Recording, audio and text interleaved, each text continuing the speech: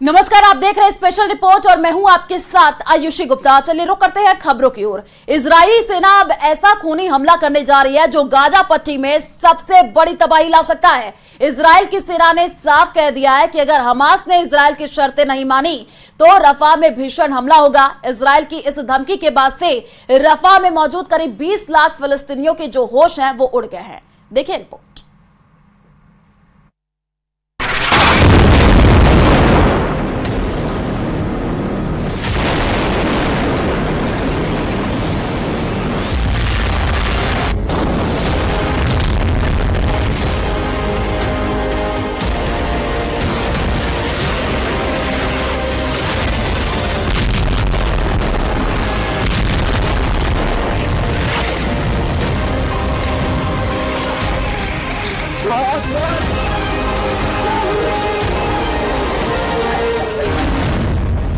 दो 200 दिन बाद आईडीएफ का ऑपरेशन सर्वनाश। 7 अक्टूबर 2023 के बाद से पूरा मिडिल ईस्ट जंग की आग में धधक रहा है। पीएम नेतन्याहू ने 200 दिन के युद्ध के बाद अब गाजा और रफा में ऐसा ऑपरेशन शुरू कर दिया है जो हमास के अंत के बाद ही रुकेगा। हैरानी की बात तो यह है कि अब गाजा युद्ध में 35,000 के करीब फिलिस्तीनी मारे जा चुके हैं। तमाम अंतर्राष्ट्रीय दबावों के बावजूद इजराइल के टॉप कमांडर गाजा पट्टी के दक्षिणी शहर रफा में जंग और तेज करने पर आमादा है। आप इसी से अंदाजा लगा सकते हैं इजराइल ने हमास का पूरी तरह से सफाया करने के लिए बहुत बड़ी तैयारी कर ली है।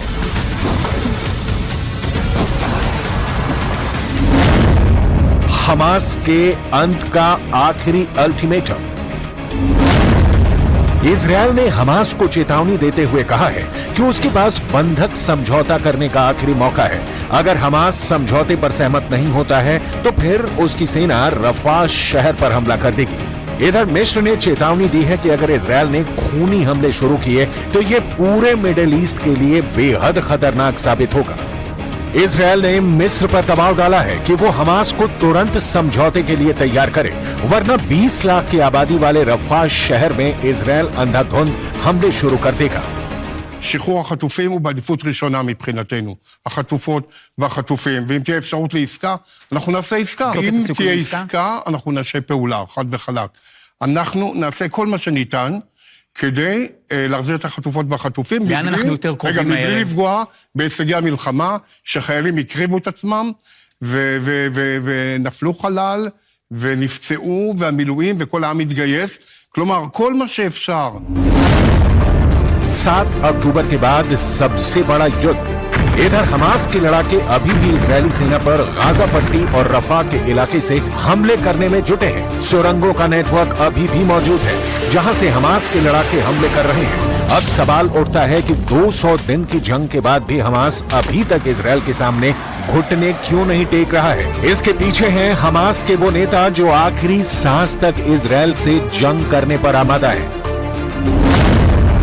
हमास के जिंदा 4 टॉप कमांडरों की वजह से गाजा युद्ध लगातार 200 दिन से चल रहा है। हमास का शीर्ष नेता इस्माइल हानिया है जो अभी तक जिंदा है। दूसरे नंबर पर याया सिनवार है जिसे खान यूनुस का कसाई कहा जाता है, जो सुरंग युद्ध में बेहद माहिर है, वो भी अभी तक जिंदा है। तीसरे नंबर पर मोहम्मद देईफ है जो हमास आंदोलन की सैन्य शाखा ईज अल दीन अल कसम ब्रिगेड का चीफ है और अभी तक जिंदा है। और चौथा है हमास का नेता खालिद मेशाल जो हमास की विदेश में राजनीतिक ब्यूरो का प्रमुख है, जो जिंदा है। यही वजह है कि अब इजरायली सेना इन टॉप कमांडर्स को मारना चाहती है, लेकिन दिक्कत यह है कि हमास चीफ हानिया कतर में छिपा बैठा है, जबकि सिनवार मिस्र से सटे रफा की सुरंगों में आबादी वाले इलाकों में छिपा बैठा है। इजरायल इसलिए बार बार कह रहा है कि रफा में हम ऑपरेशन करने जा रहे हैं। इजरायल दिसंबर 2023 तक गाजा पट्टी में 29,000 से ज्यादा बम बरसा चुका है, जिसमें गाजा पट्टी में मौजूद 70% से ज्यादा इमारतें पूरी तरह से तबाह हो चुकी हैं। कुछ दावों के मुताबिक हमास की 80% सुरंगें इजरायल की भयानक बमबारी में तबाह हो चुकी हैं, लेकिन रफा में मौजूद हमास की सुरंगों को तबाह करना इजरायल के लिए बहुत बड़ा सिरदर्द है, क्योंकि सुरंगें ठीक घनी आबादी के नीचे हैं। अगर यहाँ पर इजरायल 3-3 हजार किलो के बम गिराता है तो यहाँ पर हजारों लोग मारे जाएंगे। जरा इस एनिमेशन से समझिए कि क्यों रफा में इजरायल ऑपरेशन को खूनी युद्ध कहा जा रहा है। गाजा पट्टी के दक्षिणी शहर रफा में इजरायल बड़ा ऑपरेशन करने जा रहा है, जिसकी वजह से 23 लाख की आबादी वाले इस इलाके में भयानक खून खराबा होगा। यहाँ हमास के लड़ाकों से ज्यादा आम इंसान मारे जाएंगे। अभी एक हफ्ते पहले रफा में हुए इजरायली हवाई हमले में 22 लोग मारे गए थे, जिसमें से 18 बच्चे और महिलाएं थी। इसीलिए कहा जा रहा है कि अब रफा में दुनिया वो खूनी मंजर देखने जा रही है जिसकी कल्पना करना भी मुश्किल है। وهنا أقول لكم ما يجري في غزة وما سيجري خلال الأيام القادمة هو ما ستقوم به إسرائيل من اجتياح مدينة رفح، لأن جميع الفلسطينيين من أهل غزة تجمعوا في مدينة رفح، وبقي ضربة صغيرة فقط।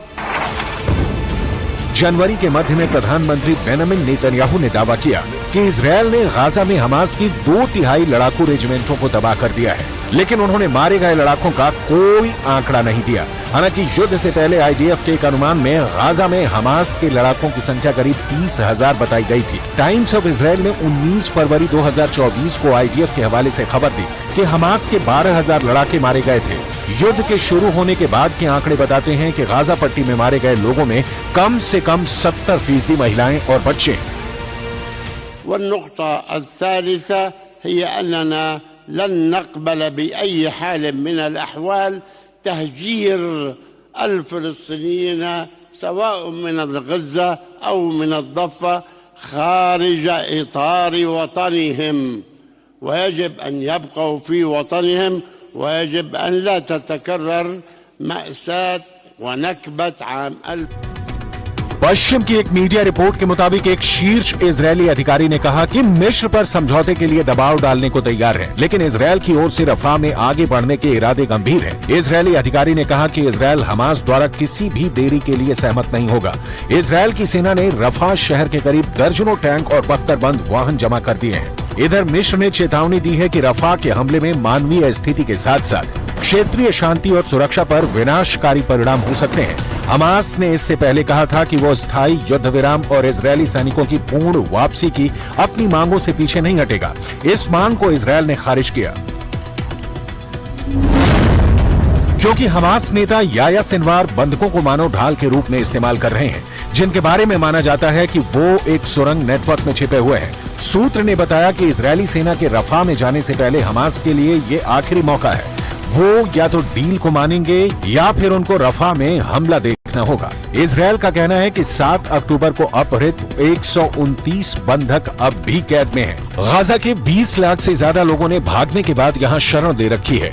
इजरायल काफी समय से इस बात पर जोर दे रहा है कि वो मिस्र की सीमा से लगे शहर रफा पर जमीनी हमला करेगा, क्योंकि हमास की आखिरी बटालियन यहीं पर छिपी हुई है। ऐसा दावा किया जा रहा है। अब देखना होगा कि क्या इजरायल रफा में आखिरी हमला करके हमास का पूरी तरह से सफाया कर देगा या फिर रफा पर हमला पूरे मिडल ईस्ट को खूनी जंग में झोंक देगा।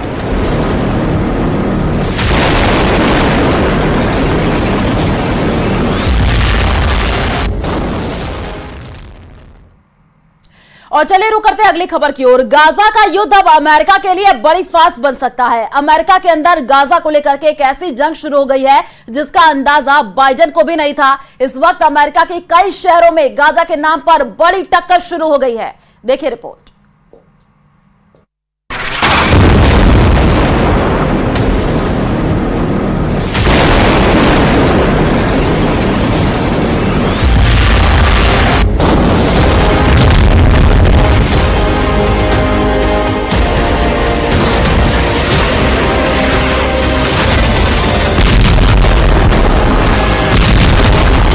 इजरायल का बम गाजा में फटता है, लेकिन उसकी धमक अमेरिका में सुनाई देती है। ना सिर्फ सुनाई देती है बल्कि जमीन पर ऐसी दिखाई देती है। अब एक नए युद्ध के जरिए गाजा में सीज फायर की लड़ाई हो रही है। सीज फायर यानी युद्ध बंद हो, बाइडेन पर प्रेशर हो कि वो इजरायल पर दबाव डालें और नेतन्याहू बमबारी बंद करें। अब इसे लेकर एक बड़ी जंग दुनिया के कई हिस्सों में शुरू हो चुकी है।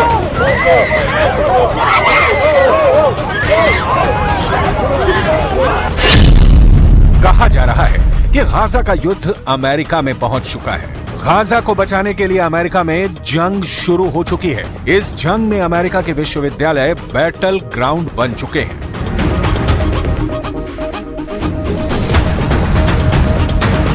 अमेरिका के कई शहरों में अलग अलग विश्वविद्यालयों के सैकड़ों स्टूडेंट गिरफ्तार हो चुके हैं।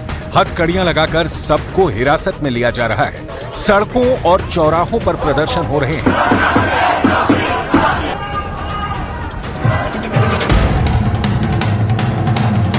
पुलिस और छात्रों के अलावा यूनिवर्सिटी स्टाफ पर एक्शन लिया जा रहा है। ये अटलांटा है और यहाँ पर छात्रों पर पुलिस की कार्रवाई की तस्वीरें विचलित भी कर सकती हैं। हंगामा और बवाल बहुत ज्यादा है। इनकी डिमांड है कि गाजा युद्ध रुके, पश्चिम एशिया में लगी आग बुझ जाए। This is insane. I just saw police use unnecessary violence for peaceful protesters. I saw police knock students to the ground. Clearly you see a bunch of arrests going on. People were pepper sprayed. This is a school. Like, why is this happening? हंगामा America के शहरों में जारी है। आग Israel की सड़कों पर भी लगी हुई है। एक तरफ अमेरिका का ओहायो है, दूसरी तरफ इजरायल की राजधानी तेल अवीव है। दोनों तरफ तनाव फैला है, दोनों तरफ फसाद जारी है, दोनों तरफ भीड़ अपने देश के पुलिस के साथ जूझ रही है।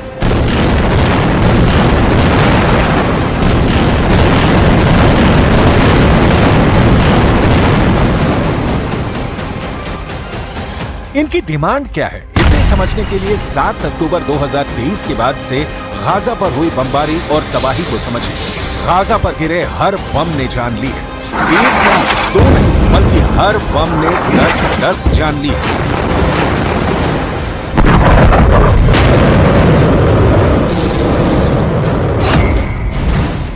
तो हमास के कब्जे में फंसे इजरायली नागरिकों के वीडियो ने बेचैनी फैला दी है। इन तस्वीरों को देखकर पूरी दुनिया पूछ रही है कि इजरायल और हमास के बीच सीज फायर कब होगा, गाजा पर बमबारी कब तक जारी रहेगी, हमास के कब्जे से इजरायली नागरिक कब तक रिहा होंगे।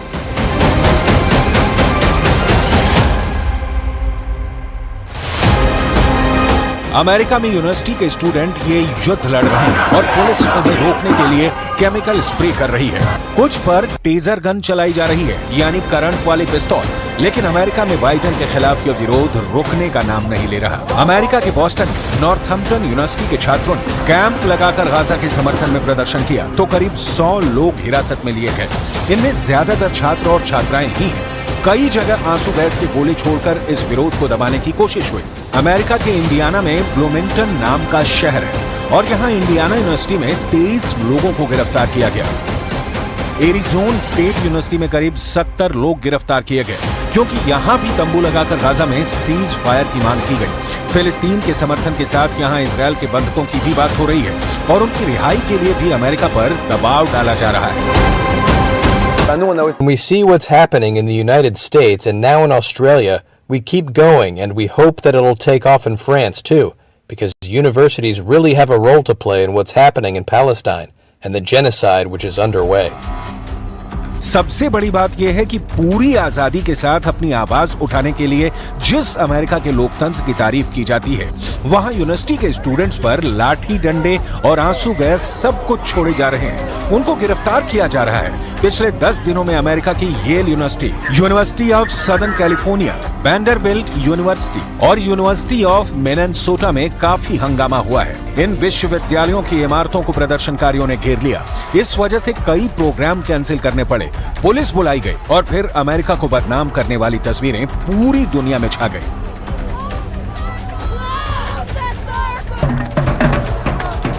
न्यूयॉर्क की कोलंबिया यूनिवर्सिटी में भी ऐसा ही प्रदर्शन हुआ और यहाँ 100 से ज्यादा लोगों को गिरफ्तार किया गया।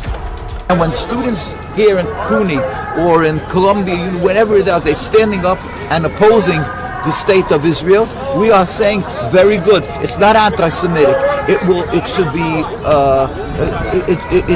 it should be accepted in the world that when you are doing a crime to the people of Gaza, that it's unjust and their voices should be accepted, not they should be vilified and accused of anti-Semitism.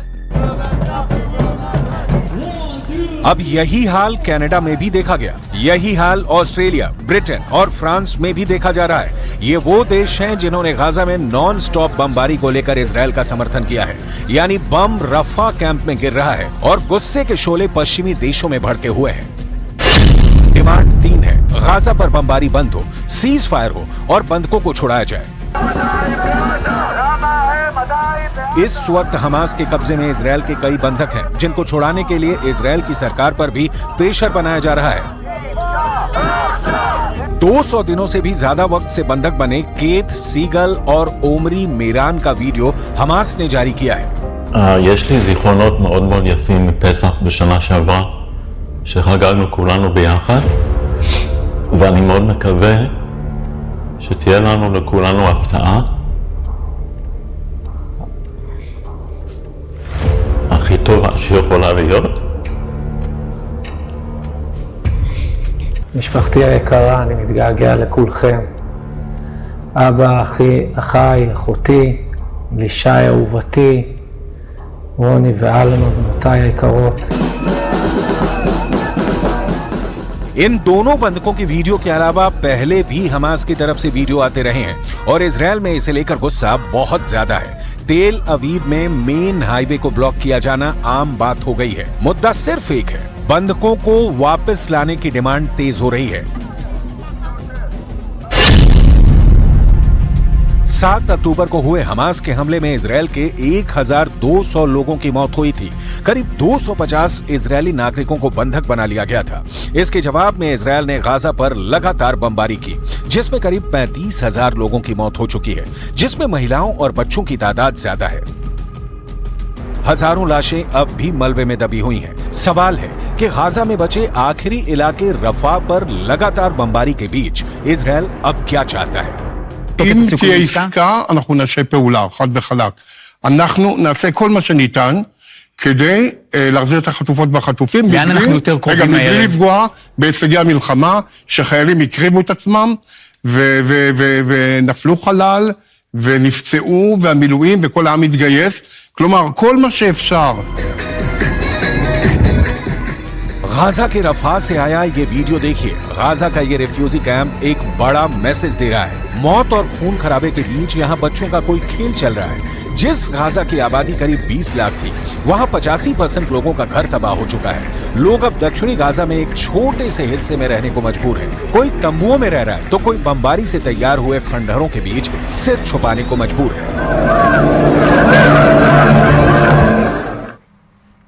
और चलिए रुक करते हैं अगली खबर की ओर। रूस ने यूक्रेन पर एक ही रात 34 मिसाइलों से हमला कर दिया। पुतिन की फौज ने यूक्रेन के 4 पावर प्लांटों को तबाह किया है। पुतिन का यह गुस्सा यूक्रेन की एक मिसाइल को लेकर के भड़का है, जो उसे अमेरिका ने ही सप्लाई की थी। देखिए रिपोर्ट।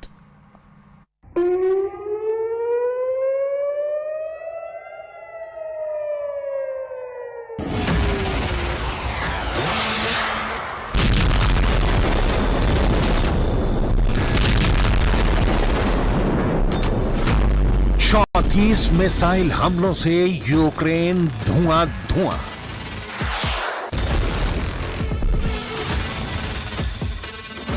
रूस का यूक्रेन पर बहुत बड़ा अटैक।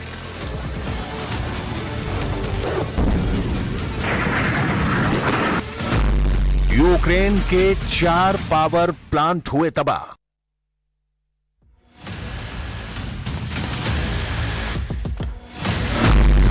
ये पुतिन का क्रोध है। यूक्रेन से आई बर्बादी की ये तस्वीरें ही बताने के लिए काफी हैं कि पुतिन किस कदर गुस्से में है। इसीलिए पुतिन ने एक बार फिर अपने तोपखाने का मुंह खोल दिया है। पुतिन की मिसाइलें गरज रही हैं। पुतिन की मिसाइलों ने यूक्रेन में त्राहिमाम मचा कर रख दिया है। इसीलिए 1 नहीं, 2 नहीं, 3, 4, 5 नहीं, बल्कि एक ही रात में पुतिन ने 34 मिसाइलों का रुख यूक्रेन की ओर मोड़ दिया। यह हमला इतना बड़ा था कि यूक्रेन को पहली बार में तो समझ में ही नहीं आया कि मुकाबला करें या इस हमले से बचें। जब तक यूक्रेन के फौजी कुछ फैसला ले पाते, तब तक मिसाइलों ने यूक्रेनी ठिकानों को तबाह कर दिया था। हालांकि रूस के हमले के बाद यूक्रेन की सेना ने यह दावा किया कि उन्होंने रूस की 21 मिसाइलों को नष्ट कर दिया। सिर्फ 13 मिसाइलें ही यूक्रेनी ठिकानों को निशाना बना पाई। हमले के बाद पावर सप्लाई से जुड़ी यूक्रेन की कंपनी DTEK ने कहा कि रूसी हमले में ऊर्जा संयंत्रों में कई लोग घायल हुए हैं। दक्षिण पूर्वी नीप्रापेट्रोव्स्क इलाके में 2 पावर सप्लाई प्लांट प्रभावित हुए हैं। पश्चिमी लीव और इवानो फ्रैंकोविस्क इलाकों में भी हमलों की खबर है। यूक्रेन के दूसरे सबसे बड़े शहर खार्किव में मिसाइल हमलों में एक मनोरोग अस्पताल क्षतिग्रस्त हो गया, जिसमें एक व्यक्ति घायल हो गया। घटनास्थल की तस्वीरों में अस्पताल के पास एक बड़ा गड्ढा और गलियारों में शरण लेते मरीज दिखाई दे रहे हैं। इलाके के गवर्नर ओले सिनुहुबो ने रूसी हमले की पुष्टि के साथ ही ये भी कहा कि हमले में 53 साल की एक महिला को चोट लगी है, जिसका इलाज जारी है। І ракет для хаймарсів до необхідної ППО і техніки. यूक्रेन का रूस पर जवाबी हमला। इस बीच यूक्रेन ने भी रूस पर काउंटर अटैक कर दिया, लेकिन एक साथ रूस के दक्षिणी कास्त्रोडार इलाके में 60 से अधिक ड्रोनों से हमला कर दिया। कास्त्रोडार इलाके के गवर्नर वेनियामिन कोंद्रतयेव ने कहा कि यूक्रेनी बलों ने एक तेल रिफाइनरी और बुनियादी सुविधाओं को निशाना बनाया, लेकिन कोई हताहत या गंभीर नुकसान नहीं हुआ। इस बीच खबर यह भी है कि यूक्रेन के हमले में स्लावयान्स्क तेल रिफाइनरी में आग लग गई। यूक्रेनी ऊर्जा मंत्रालय ने शनिवार को कहा कि रूस के कास्त्रोदार क्षेत्र में एलस्की और स्लावयान्स्क तेल रिफाइनरियों पर हमला किया गया था। यूक्रेनी ड्रोन ने रात को कुश्चेवस्क सैन्य हवाई क्षेत्र को भी निशाना बनाया, लेकिन रूस का दावा है कि यूक्रेन के ज्यादातर ड्रोन को रूस की वायु रक्षा